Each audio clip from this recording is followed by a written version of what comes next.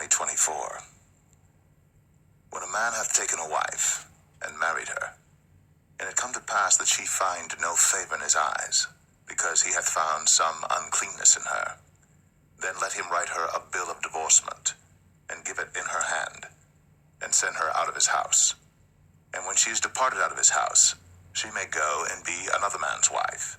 And if the latter husband hate her, and write her a bill of divorcement, and giveth it in her hand, and sendeth her out of his house, or if the latter husband die, which took her to be his wife, her former husband, which sent her away, may not take her again to be his wife, after that she is defiled, for that is abomination before the Lord.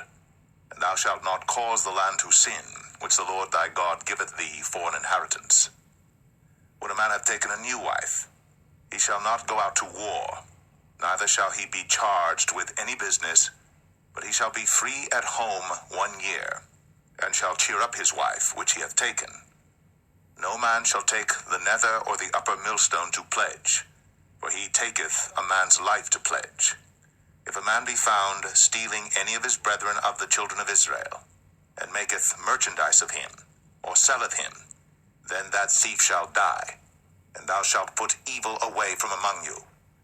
Take heed in the plague of leprosy, that thou observe diligently, and do according to all that the priests, the Levites, shall teach you. As I commanded them, so ye shall observe to do. Remember what the Lord thy God did unto Miriam by the way, after that ye were come forth out of Egypt. When thou dost lend thy brother anything, thou shalt not go into his house to fetch his pledge. Thou shalt stand abroad, and the man to whom thou dost lend shall bring out the pledge abroad unto thee.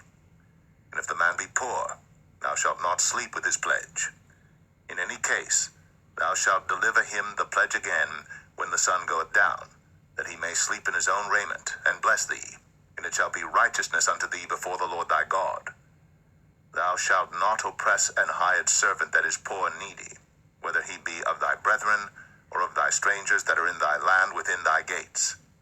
At his day thou shalt give him his hire, neither shall the sun go down upon it, for he is poor, and setteth his heart upon it, lest he cry against thee unto the Lord, and it be sin unto thee.